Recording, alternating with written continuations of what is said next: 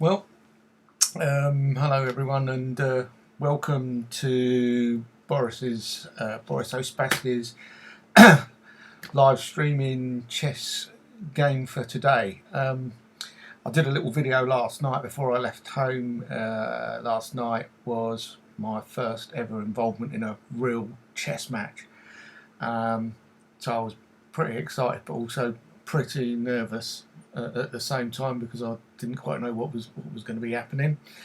Other than I'll be playing a game, of course. I'm on board 4. Anyway, so I turned up very nervous. Had a chat with a couple of the other guys, and they just said, enjoy it. And I thought, well, okay, yeah, I'll have a go.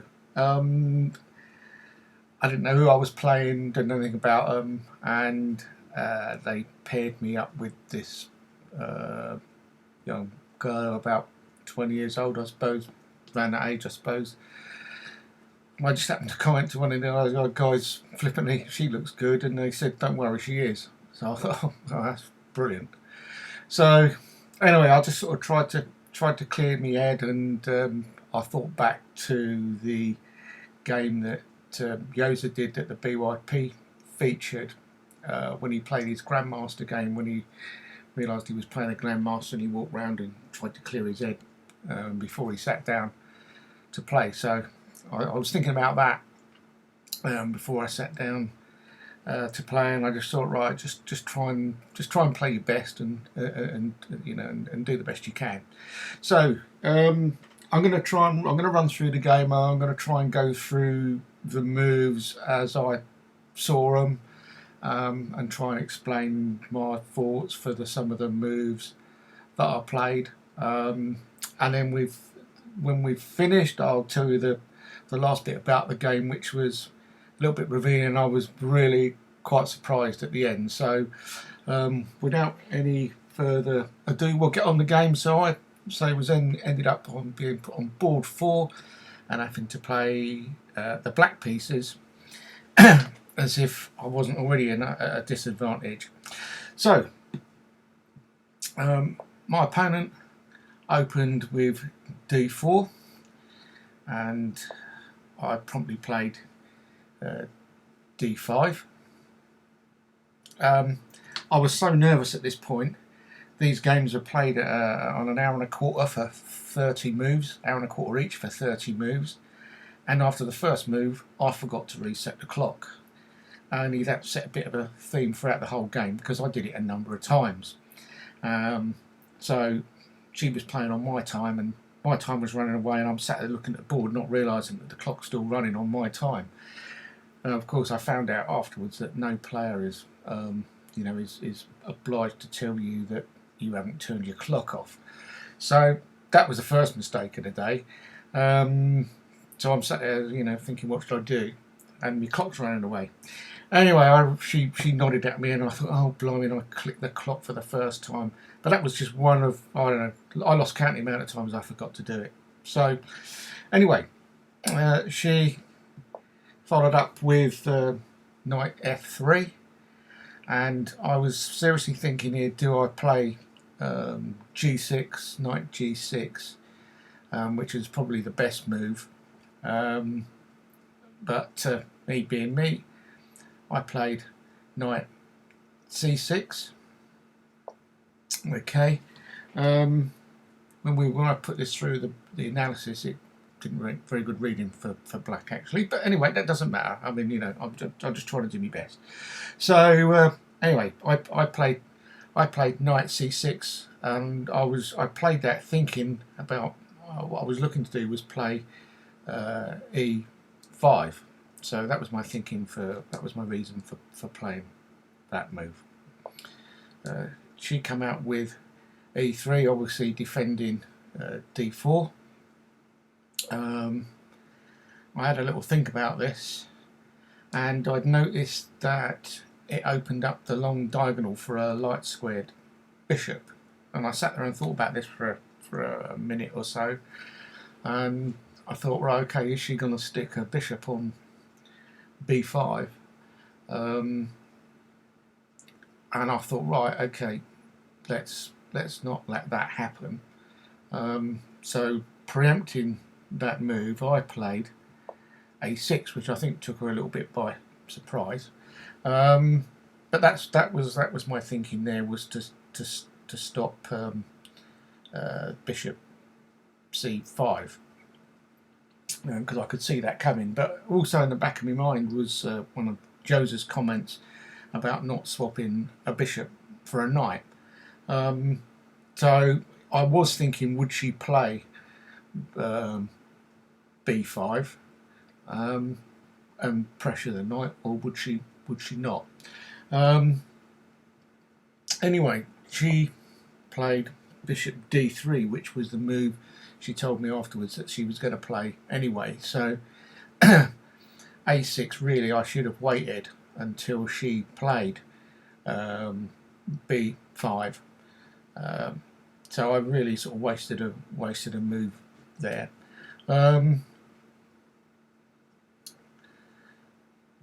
So I just thought, right, okay, just try and develop your pieces. So I moved knight f6, just to sort of try and put some pressure on the centre and develop a piece as well. And she played bishop d2, and I'm thinking, what's her tactics, or what's she looking to do? And I'm trying to think 100 things all at the same time, try and play your best move, and also trying to think, okay, develop and try and control the centre, and work with the opening principles. And then play e6. When, having prepared for e5, I played e6, realising straight away that I'd put my white bishop, my light squared bishop, left that stuck now on c8. So I thought, oh, well, a bit of a problem almost straight away. So yes, I mean, it was a mistake, and I really should have just played e5 straight away. Having prepped for it, I should have gone for it, but I didn't. I didn't because I didn't see. I thought if I play here and she captures, I capture, that leaves her knight there. So that's what I was also thinking, and that was why I played, in the end, I played e6. She moved out b3, obviously looking to fianchetto the bishop. I played bishop d6. I thought about b4, which may have been a better move to pin the knight.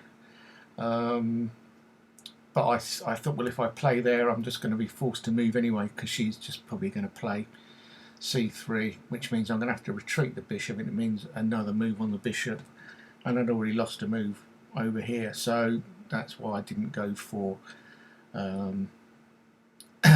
b5. So I just wanted to I thought I'd just put the bishop in the middle of the board and get it on these two diagonals. So I thought that was an active move for the bishop. She did indeed fianchetto. So I'm still trying to think, what's going on, what am I going to do, so I'm still trying to find the best move. So I'm still concerned about my bishop on c8, but get my king to safety, so I castled. She followed that up by castling, and I thought, okay, let's get the rook on e8 and at least get a rook on an open file, and get that piece into the game. Then she played knight e5, and I thought, right, okay, what am I going to do here? And I saw that the d, whatever I did here, d was going to move in and fork these two pieces. And I thought, oh, what should I do? Shall I just move one of these, move the bishop, take, or whatever? So I thought about it, and I thought that seemed the right move to do. Anyway, I couldn't really see anything else, because d takes e5 was coming anyway. I don't think so. That's pretty much what I had to do as far as I could see it. I had a little think about that. Did I take with the bishop? And I thought that would have been the worst move, because then that would have invited a bishop in and I would have lost the knight as well, I think, straight away. So I played bishop e7. She duly captured with e takes f6, and I was able to get my bishop by taking on f6 and at least have it covered by the queen on d8 if she captured with the dark squared bishop, and she duly obliged. Played bishop f6. I just took with my queen, and then she played queen f3, and I thought about this for 2 or 3 minutes. I was already behind.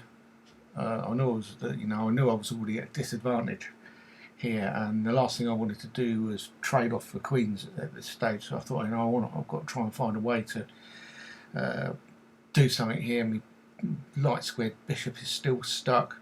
I really wanted to get this. I really wanted to get e5 in, which would open the bishop up here, or try and get b6 or similar, b5. So I had to think about it, and then I saw this move, c3, and afterwards she commented and she said that was actually not a bad move, and it sort of took her a little bit by surprise because she hadn't seen that move coming. I was really worried that my queen would be stuck or vulnerable in that position, but it turned out not to be too bad in the end. She played rook to d1, obviously to protect the knight, and still thinking about whether my queen was in danger. I played c6, really just to strengthen me pawns up in the middle here. So that was my thinking for that move. She then played h3, queen h3, and I played h6 to defend against the queen coming down the the h file, and obviously moving it out of the range of the bishop, because I thought, well, that's just going to be checkmate really quickly if I don't do something. So I defended with h6, and she said that was also not a bad move. Then the troublesome knight reared its little head, and she brought that into the game.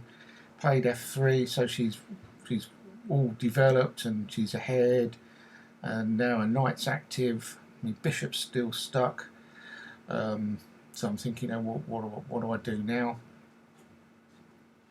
And I saw the opportunity to play e5 and open the diagonal for the bishop up, which sort of discovered attack, if that's the right phrase, on her queen, which obviously now would have to move. Except she didn't, and she played bishop f5. And I thought, right, okay, again, obviously we're looking at a trade, and I knew I was, again, I'm already behind, so I'm trying to think about, rather than just take, is there something else I could do?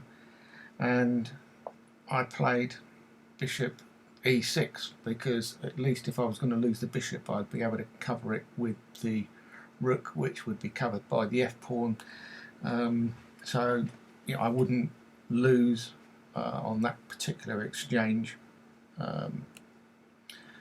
She captured, and I took with my rook on e6. She then moved her other rook to c1. Obviously opposite the queen. So you know, I knew I knew the queen wasn't out of the woods yet. So I'm still really thinking of trying to think through what's going on the board, and what I should do. And I thought, well, I can't really leave that file uncontested. So I played d8. So yeah, whilst d5 was protected by c6, I didn't want her to have that the file all to herself. So again, stuff I've picked up off BYP videos. So still trying to think, even though you know I know I'm in a spot of bother. I'm still trying to think and trying to do the right things. She played e4, and I thought, no, I'm not going to take that. Would just obviously open up me rook, so I just pushed d4, which was protected by e5. So I knew she wasn't going to risk taking with the rook. Obviously, d4 is covered, is vulnerable to her knight should you want to take with that. She played queen h4, obviously threatening my rook. And again, you know, I thought about it and thought, well, you know, I don't really want to move the rook out of the way. What can I do? Can I protect it? And I played rook to d6. So I've now got two rooks on the d file, and she can't take the rook that she's after with a queen. And then there was this move again. So the knight, which was going to prove to be really troublesome, she dropped onto it and captured on e5. And I was really worried what might come next. She might be able to fork me rooks. So I was really worried about that, especially if you've got a queen in here. So I just pushed the pawn. I've got two rooks on the file, so I thought, well, you know, don't try not to react to what she's doing. So try and play my best move, and I played d3. I knew that was obviously available for capture by the knight, which is what she did. And I had a little think about this too, so I was worried what might happen next. So I thought, well, let's really go for it. I thought, you know, if we can find a way to move the knight out of the way, then we've got potentially a really good attack down the d file with three major pieces. So yeah, I saw I could be up by taking the knight with my queen. She'd take. If I took with the pawn, the rook would come in, and then I'd come in and take with my rook, and then I'd have the potential for a back rank mate.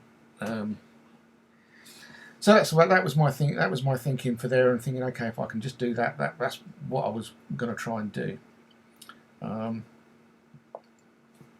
She played g3.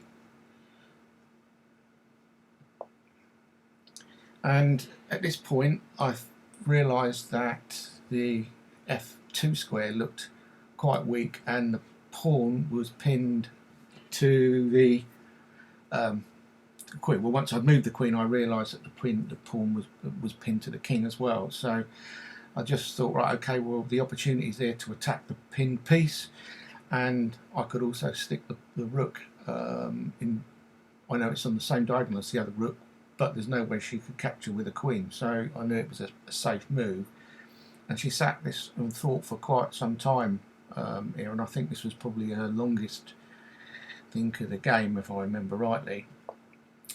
And she pushed e5, so now I really had something to deal with.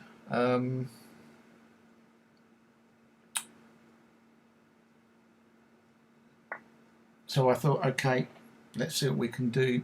And I decided I'd trade the queens off, because I knew if she took with the pawn, which she pretty much had to, I had an opportunity or potential to get back in the game. And so I played rook g6 and put her in check. She played king f1. I played rook d4, and what I'm looking to do is get the rook now on the e file if I could, or over on the g file, depending on what she did next. She played f4. A good move, I thought. Yeah, that's a good move, because this troublesome knight is covering that square. So you know, the knight was proving to be a bit of a thorn in my side at this point. So I moved me rook up to g4. Still trying to think how I could work a way to get this knight out of the way. And then she brought a queen to f2. I took h4 with the rook. She moved the king over to g3. Again, sort of made me think. And obviously, I thought, well, you know, I do need to be careful here, otherwise I'm going to lose a rook if I'm not really careful. So I played g5 to defend the rook, knowing that if she took f with the f pawn, then I had g4, which looked pretty good. She then moved her rook across to f1. I moved my rook to e4. Still trying to see if I can get rid of this knight. She moved the queen over, again to threaten me rook. So I didn't really have a lot of place to go now. So I'm still looking to see if I can stay in the game and stay active. And played rook d4. Still thinking, you know, this rook is a nuisance. The pawn's in the way. Is there a way out of this? She played king to e3, and I defended with the with c5. She also said that, you know, that wasn't too bad a move either. She then played c3, and I'm thinking, okay, you know, right, can we do anything else other than move the rook out of the way? So yeah, it was a fairly simple move to play h3, and again, you know, she thought for a minute, and then she come up with here, and this is where my big opportunity was. So pause the video. Black to get even. It's probably quite easy for most of you to see, and I'd seen it, and then for some reason, if you're playing the video again now, I don't know why I did, but instead of taking the rook and forcing the capture, and then I could have picked the knight up, which was what I'd originally intended to do, I went and played h2. I took h2, and the next move was dead straightforward. At that point, I stuck my head in my hands and thought, what have you done? So I'm running it through the engine. I was probably -3 or -4 for a fair bit of the game. And I thought, oh, you know, the game's over now. I thought, oh, one move again, you know, and your chance have gone. So I've gone from being in a position where I could have been even, or pretty even. I would have got my piece back. And look, you know, I mean, she sat there pretty much deadpan most of the game, and I see the look on her face. It sort of went from, oh, you know, I got away with that. I had no option but to recapture. She took with her king, and obviously now, you know, I'm in serious trouble. I took me with the pawn on A2, but you know, the game's really over now. She took F takes G5. I took HG5. She played Rook to G3, and at this point, I resigned. God, I mean, yes, I could have done several moves before that, but anyway. So we shook hands, finished the game, and then we started to have a chat about things and so on and so forth. And then, once we got chatting, I found out that she was actually quite a good player, because she'd actually played for England, and she'd been the under-11 girls English champion. So she'd not played for a while, not played competitively for a while. So she said, you know, I was a bit rusty. Not me, but she said she was a bit rusty. Good job they didn't tell me this before the game. Otherwise, you know, I don't know what I'd have done. But you know, the teams on the day, I think, you know, they're only allowed to have a certain number of ranking points for the team. So so they had 3 good players and me, basically. But, you know, we had a good chat after the game. It was really, really nice. She said she really enjoyed the game. She said she thought I played quite well. I thought I played quite well, even though the engine analysis doesn't really hold that. I knew I was behind for a lot of the game, a piece down. But I just tried to come up with the best moves I could find, and try and stay in the game and see if I could find a way to get back in the game and get my piece back. And then when the opportunity was there, I went and bombed it. So I was really, really disappointed about that. There was a guy sat on the next table to us playing. He looked at me and sort of shook his head at that rook move. But there you go. That's life, I suppose. But we enjoyed the game. It was really good. We had a good chat afterwards. You know, she also been coached by the top woman player in the UK at some point. So you know, this was no mean opponent I was up against, and to me, to play someone like get this far, you know, when it looked at the beginning as if, you know, we'd be out of the game pretty quick to get to 30 plus moves.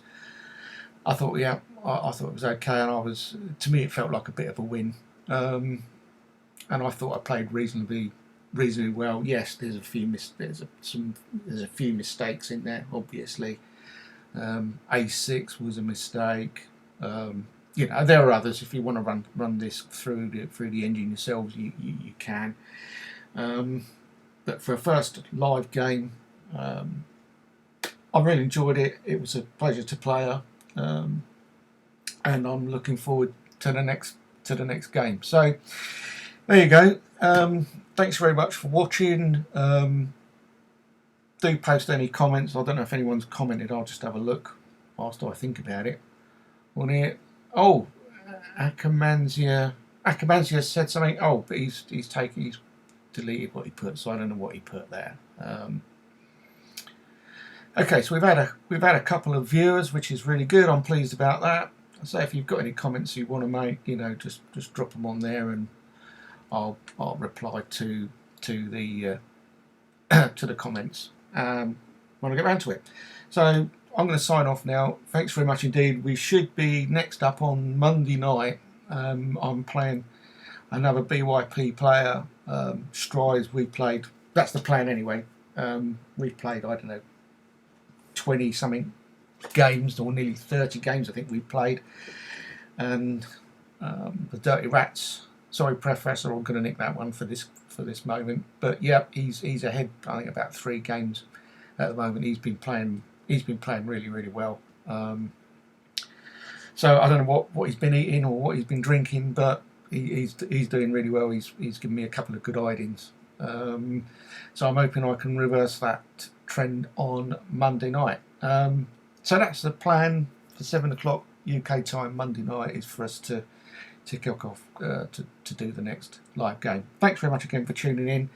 This is Boris saying au revoir, bye, cheerio, or whatever, wherever you are, and we will catch you later. Thanks for watching.